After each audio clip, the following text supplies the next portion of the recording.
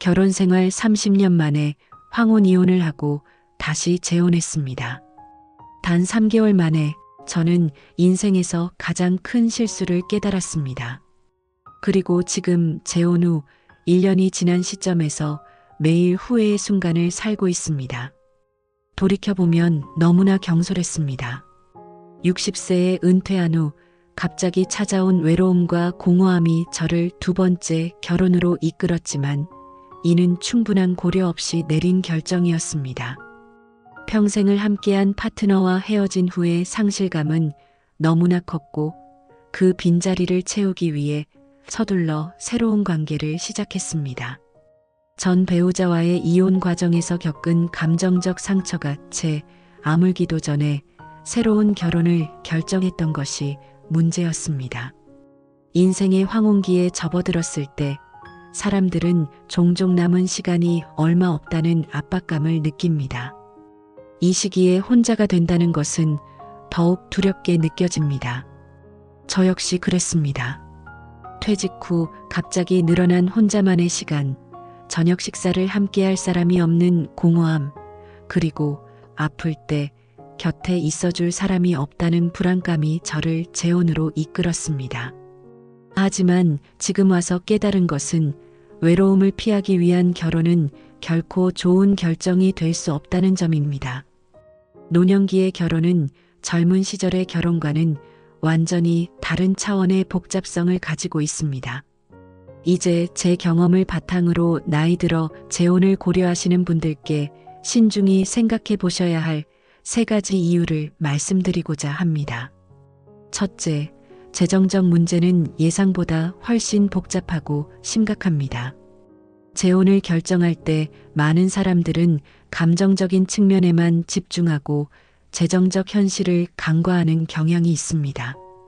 특히 은퇴 이후의 재혼은 재정적으로 매우 취약한 상태에서 이루어지는 경우가 많습니다. 수입원이 제한되어 있거나 완전히 없어진 상태에서 노후 자금은 그 어느 때보다 소중합니다. 그러나 많은 사람들이 새로운 관계의 흥분 속에서 이 중요한 측면을 충분히 고려하지 않습니다. 저는 대기업에서 35년간 근무하며 꾸준히 노후를 준비했습니다. 매달 급여의 상당 부분을 저축하고 퇴직연금에 가입하며 다양한 투자를 통해 노후 자금을 마련했습니다. 은퇴 당시 모아둔 노후 자금은 제 여생을 편안하게 살기에 충분하다고 생각했습니다. 의료비, 생활비, 여행비까지 모두 계산에 넣었고 심지어 자녀들에게 물려줄 유산까지 고려했습니다. 철저한 재정 계획을 세웠다고 자부했습니다. 그러나 재혼 후 모든 것이 달라졌습니다. 재혼 전 저는 배우자 후보에게 제 재정 상황을 솔직히 공개했습니다. 제가 가진 예금, 부동산, 주식 등 모든 자산에 대해 상세히 설명했고 월 연금 수령액과 예상 지출 계획까지 공유했습니다. 상대방도 자신의 경제적 상황을 설명했고 우리는 결혼 후 재정을 어떻게 운영할지에 대해 구두로 합의했습니다. 각자의 자산은 개인 소유로 유지하고 공동생활비는 일정 비율로 분담하기로 했습니다. 그러나 이것이 첫 번째 실수였습니다. 구두 합의는 법적 효력이 없으며 시간이 지나면서 기억은 변형됩니다. 명확한 서면, 계약 없이 감정에 의존한 합의는 결국 모래성과 같았습니다. 결혼 한 달 후 배우자는 자녀의 주택 구입을 위해 5천만 원을 지원해달라고 요청했습니다. 그것도 갑작스럽게 마치 당연한 것처럼 말입니다. 저는 당황했지만 새로운 가족관계를 시작하는 시점에서 거절하기 어려웠습니다. 배우자의 얼굴에 실망감이 역력했고 당신이 정말 우리 가족을 생각한다면이라는 말이 저를 옥죄었습니다. 결국 저는 그 돈을 지원했습니다. 이것이 시작이었습니다. 그 후로 재정적 요청은 꼬리에 꼬리를 물고 이어졌습니다. 2달 후에는 배우자의 형제가 사업 실패로 어려움을 겪고 있다며 3천만 원을 빌려달라는 요청이 왔습니다. 저는 이미 상당한 금액을 지출한 상태였고 이번에는 거절하려 했습니다. 그러나 배우자의 반응은 예상보다 강경했습니다. 우리 이제 한 가족인데 이런 일에 도움을 줘야 하지 않겠어요? 당신 가족이 어려움에 처했다면 나도 당연히 도울 거예요. 가족이란 그런 거 아닌가요? 이 말에 저는 깊은 죄책감을 느꼈습니다. 혹시 내가 이기적인 것인가? 새로운 가족의 일원으로서 책임을 다하지 않는 것인가? 이런 생각에 사로잡혀 결국 저는 동의했습니다.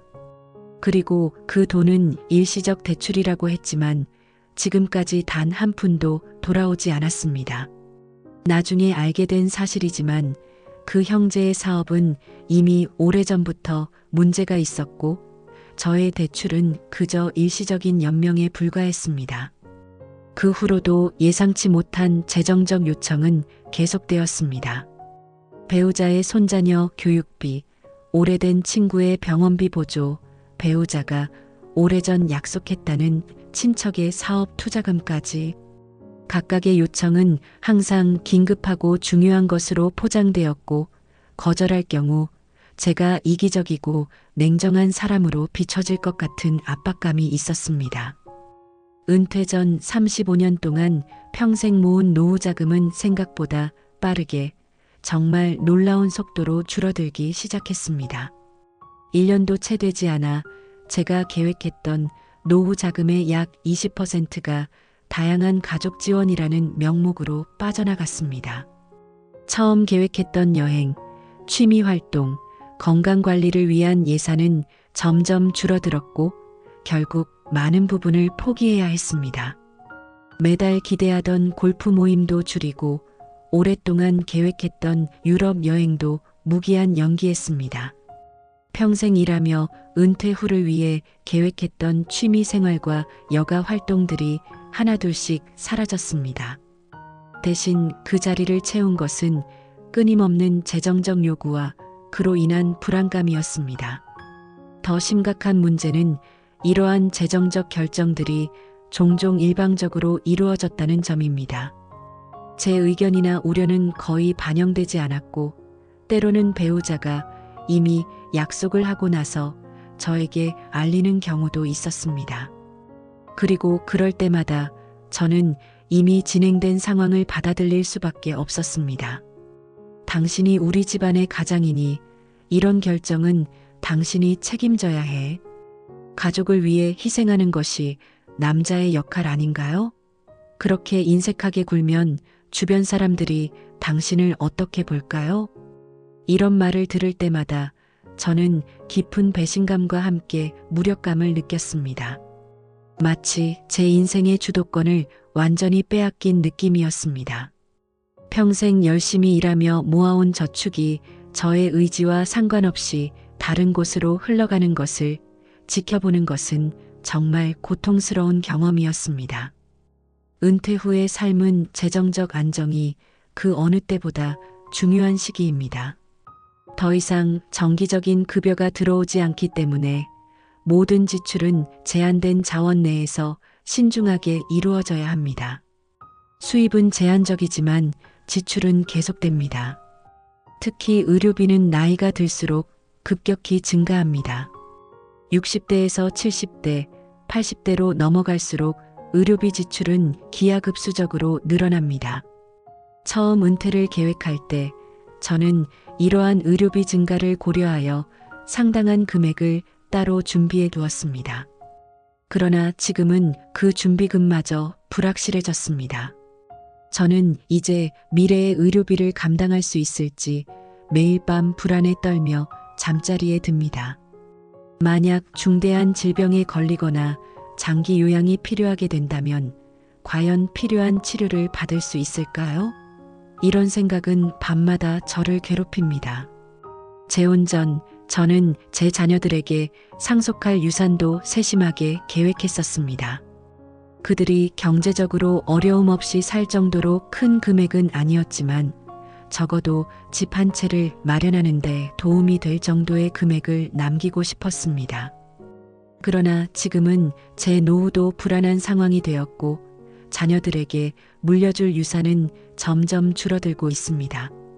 이혼을 심각하게 고려했지만 또 다른 복잡한 문제가 있습니다. 재혼 후 공동으로 구입한 자산이 있고 이혼 시 분할 문제가 발생합니다. 법적으로는 공동 재산이지만 실질적으로는 대부분 제 노후 자금으로 구입한 것들입니다. 이혼 과정에서 이러한 자산의 절반을 잃게 된다면 제 재정 상황은 더욱 악화될 것입니다. 게다가 이혼 자체가 상당한 법적 비용을 발생시킬 것이고 이는 제 제한된 자원을 더욱 고갈시킬 것입니다. 명확한 재정 계약 없이 재혼한 것은 제 인생에서 가장 큰 경제적 실수였습니다. 이제 와서 후회해도 소용없습니다. 젊었을 때의 결혼과 달리 노년기의 재혼은 수십 년간 축적된 자산과 복잡한 재정 상황을 수반합니다. 젊은 시절에는 함께 자산을 쌓아나가는 과정이지만 노년기에는 이미 형성된 자산을 어떻게 보호하고 관리할 것인지가 핵심입니다. 재혼을 고려하신다면 반드시 다음과 같은 재정적 준비를 하시기 바랍니다. 첫째, 모든 자산과 부채를 상세히 목록화하세요. 둘째, 결혼 전후 재산을 명확히 구분하고 문서화하세요. 셋째, 공동 생활비 분담 방식을 구체적으로 합의하세요. 넷째, 상속 계획을 미리 세우고 법적으로 보호하세요. 다섯째, 만약의 경우를 대비한 이혼 재산 분할 방침을 사전에 협의하세요. 여섯째, 그리고 가장 중요한 것은 이 모든 합의를 반드시 서면으로 작성하고 법률 전문가의 검토를 받으세요. 이러한 준비가 로맨틱하지 않게 느껴질 수 있습니다. 새로운 사랑과 관계를 시작하는 설렘 속에서 재정적 문제를 꺼내는 것은 분위기를 깨는 일처럼 보일 수 있습니다. 그러나 이것은 단순한 불신의 문제가 아니라 양측 모두를 보호하기 위한 필수적인 단계입니다. 진정으로 서로를 생각한다면 이러한 현실적인 문제에 함께 대면할 수 있어야 합니다. 나이 들어 재혼할 때는 반드시 명확한 재산계약서를 작성하고 가능하면 법률 전문가의 조언을 구하는 것이 중요합니다. 사랑은 아름답지만 현실적인 준비 없이는 그 사랑이 경제적 어려움으로 인해 시험받게 될 수 있습니다. 저의 경우처럼 평생 준비한 노후가 위험에 처하는 상황은 정말 피하셔야 합니다. 둘째, 가족관계의 복잡성은 예상을 훨씬 뛰어넘으며 이는 재혼 후 가장 큰 스트레스 요인이 될 수 있습니다. 나이 들어 재혼할 때 직면하게 되는 가족관계의 복잡성은 젊은 시절의 결혼에서는 상상할 수 없는 차원입니다. 수십 년간 형성된 가족관계, 이미 성인이 된 자녀들과 그들의 배우자, 심지어 손자녀까지 이 모든 관계가 재혼으로 인해 새롭게 재구성되어야 합니다. 그리고 이 과정은 결코 쉽지 않습니다. 저는 전 배우자와의 사이에서 2명의 자녀를 두었습니다. 아들은 현재 43세로 결혼하여 2아이의 아버지가 되었고 딸은 39세로 역시 결혼하여 한 아이를 두고 있습니다. 제 현재 배우자도 이전 결혼해서 3명의 자녀를 두었습니다. 2 아들과 1 딸로 모두 30대 후반에서 40대 초반입니다. 이들 역시 대부분 결혼하여 자녀를 두고 있습니다. 재혼 전 우리는 서로의 자녀들과 만나는 시간을 가졌습니다. 몇 차례의 저녁 식사와 가벼운 모임을 통해 서로를 소개했고 표면적으로는 모두가 새로운 가족 구성에 찬성하는 듯 했습니다. 자녀들은 부모의 행복을 진심으로 바라는 듯 보였고 어머니 아버지가 행복하다면 우리도 좋아요라는 말을 해주었습니다. 이런 반응에 안심하고 결혼을 진행했지만 현실은 이런 표면적인 동의와는 완전히 달랐습니다. 사실 자녀들의 진짜 감정과 생각은 훨씬 복잡했습니다. 그들은 부모인 저희의 행복을 바라면서도 동시에 자신들의 위치와 관계가 어떻게 변할지에 대한 불안감을 가지고 있었습니다. 그들 중 일부는 친부모에 대한 충성심과 새로운 관계에 대한 불신 사이에서 갈등하고 있었습니다. 또 다른 이들은 유산 문제나 가족 전통의 변화에 대해 걱정하고 있었습니다. 이런 복잡한 감정들은 초기에는 표면 아래 숨겨져 있다가 시간이 지나면서 서서히 표면으로 드러나기 시작했습니다. 사소한 일들이 점점 커져 결국 명절은 긴장감 속에서 끝났습니다. 그 후 제 딸이 저에게 전화해서 불편했던 점들을 털어놓았습니다. 아버지, 솔직히 말해서 새어머니의 자녀들과는 잘 맞지 않아요. 가치관도 다르고 대화도 어색해요. 앞으로 명절마다 이렇게 모여야 한다고 생각하니 부담스러워요. 비슷한 이야기를 배우자의 자녀들도 하고 있었다는 것을 나중에 알게 되었습니다.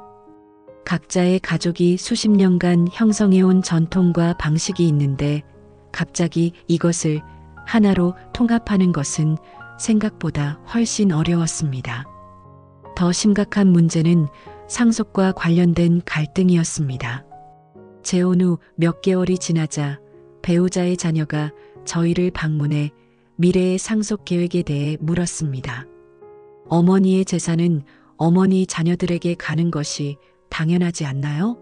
새아버지의 재산은 어떻게 되는 건가요? 이런 질문은 저와 배우자 사이에 불편한 대화를 촉발했습니다. 우리는 이 문제에 대해 깊이 논의한 적이 없었습니다. 각자 자신의 자녀들에게 유리한 방향으로 생각하고 있었고 이것이 첫 번째 큰 갈등으로 이어졌습니다. 또한 일상적인 결정을 내릴 때도 문제가 발생했습니다. 예를 들어 명절이나 생일에 누구를 초대할 것인지, 여행은 어디로 갈 것인지, 심지어 집안 장식을 어떻게 할 것인지까지 모든 결정에 이전 가족의 역사와 감정이 얽혀 있었습니다. 저는 배우자의 전 남편과 관련된 이야기를 들을 때마다 불편함을 느꼈고 배우자도 제 전 부인에 대한 이야기가 나올 때 같은 감정을 느꼈습니다. 우리가 의식하지 못하는 사이에 이전 결혼 생활의 그림자가 새로운 관계에 영향을 미치고 있었습니다. 재혼 가정에서는 우리라는 개념이 훨씬 복잡합니다. 각자의 과거, 각자의 자녀, 그리고 각자의 확장된 가족 네트워크가 모두 새로운 관계에 영향을 미칩니다. 이것은 젊은 나이에 첫 결혼을 할 때는 경험하지 못하는 차원의 복잡성입니다. 셋째, 생활 습관과 가치관의 차이는 나이가 들수록 더 깊어집니다. 저는 항상 규칙적인 생활을 중요시했습니다. 아침 6시에 일어나 운동을 하고 정해진 시간에 식사를 하며 저녁에는 독서를 하는 패턴이었습니다. 반면 제 배우자는 훨씬 자유로운 생활 방식을 가지고 있었습니다. 밤늦게까지 TV를 보고 주말에는 늦잠을 자며 식사 시간도 불규칙했습니다. 젊었을 때는 이런 차이를 조정하기 쉬울 수 있습니다. 그러나 60대가 되어 수십 년간 자신만의 방식으로 살아온 후에는 이러한 생활 습관을 바꾸는 것이 거의 불가능에 가깝습니다.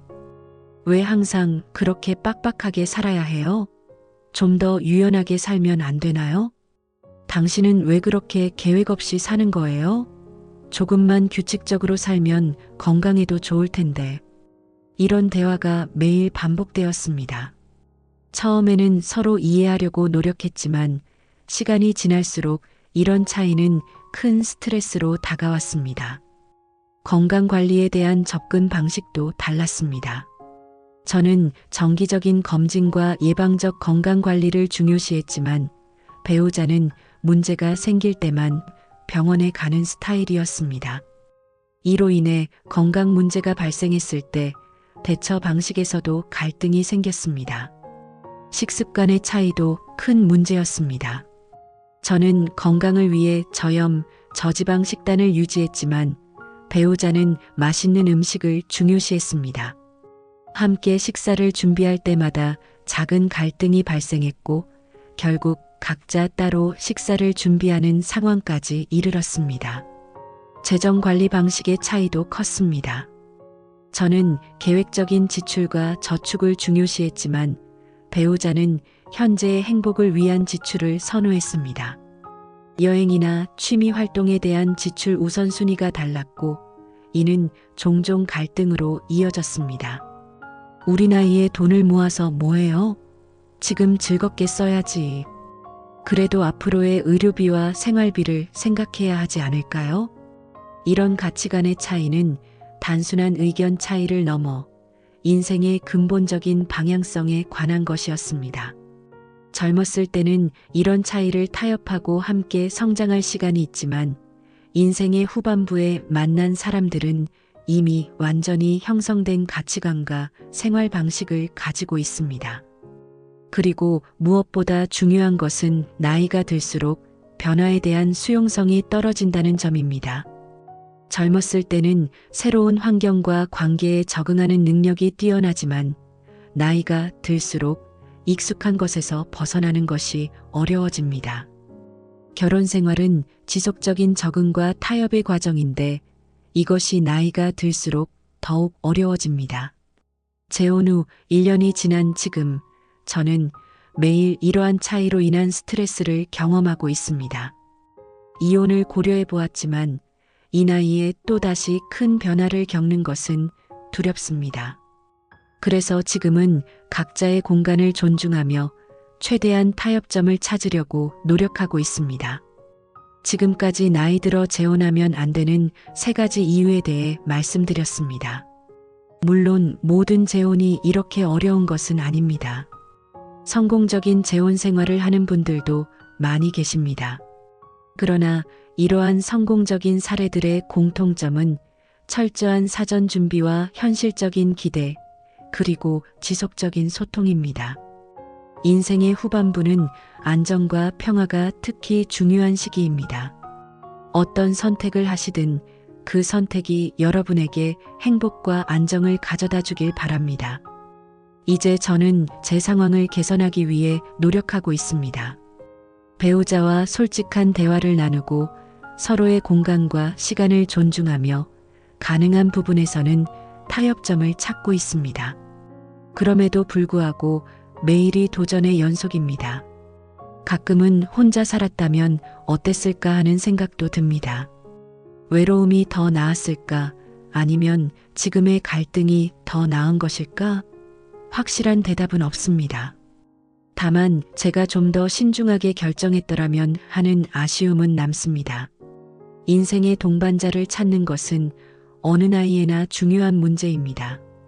그러나 나이가 들수록 그 결정의 무게는 더해집니다. 시간은 제한되어 있고 변화에 적응할 수 있는 유연성은 줄어들기 때문입니다. 모든 선택에는 장단점이 있고 중요한 것은 자신의 상황과 우선순위를 정확히 인식하는 것입니다. 신중한 결정과 철저한 준비가 나이 든 후의 재혼에서 특히 중요합니다. 마지막으로 재혼이 여러분에게 맞는 선택인지 깊이 생각해 보시기 바랍니다.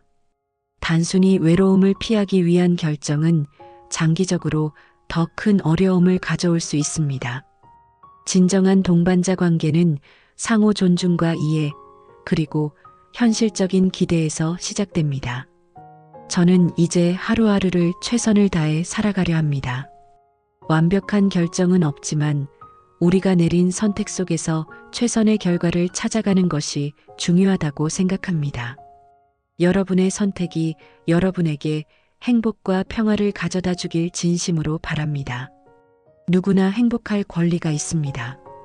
그 행복을 찾는 방법은 사람마다 다를 수 있습니다. 어떤 이에게는 재혼이 행복으로 가는 길일 수 있고 다른 이에게는 홀로 사는 것이 더 평화로울 수 있습니다. 중요한 것은 자신을 정직하게 바라보고 자신에게 진정으로 중요한 것이 무엇인지 알아가는 과정입니다. 저의 여정은 아직 진행 중입니다. 이 경험을 통해 저는 많은 것을 배우고 있습니다. 인내와 타협의 중요성, 명확한 소통의 필요성, 그리고 무엇보다 자신과 타인을 있는 그대로 받아들이는 법을 배우고 있습니다. 인생은 계속됩니다. 우리가 내린 결정, 맞이한 도전, 겪은 실패와 성공 모두가 우리를 지금의 모습으로 만들어냈습니다. 앞으로도 많은 도전이 있겠지만 그 속에서도 작은 기쁨과 의미를 찾아가는 것이 중요하다고 생각합니다. 여러분의 선택이 어떠하든 그 선택이 여러분에게 진정한 행복을 가져다 주길 바랍니다. 인생의 황혼기는 새로운 시작일 수도 평화로운 안식처일 수도 있습니다. 그 선택은 온전히 여러분의 몫입니다. 지금까지 제 경험을 나누어 드렸습니다. 이 이야기가 비슷한 상황에 처한 분들께 조금이나마 도움이 되길 바랍니다. 감사합니다.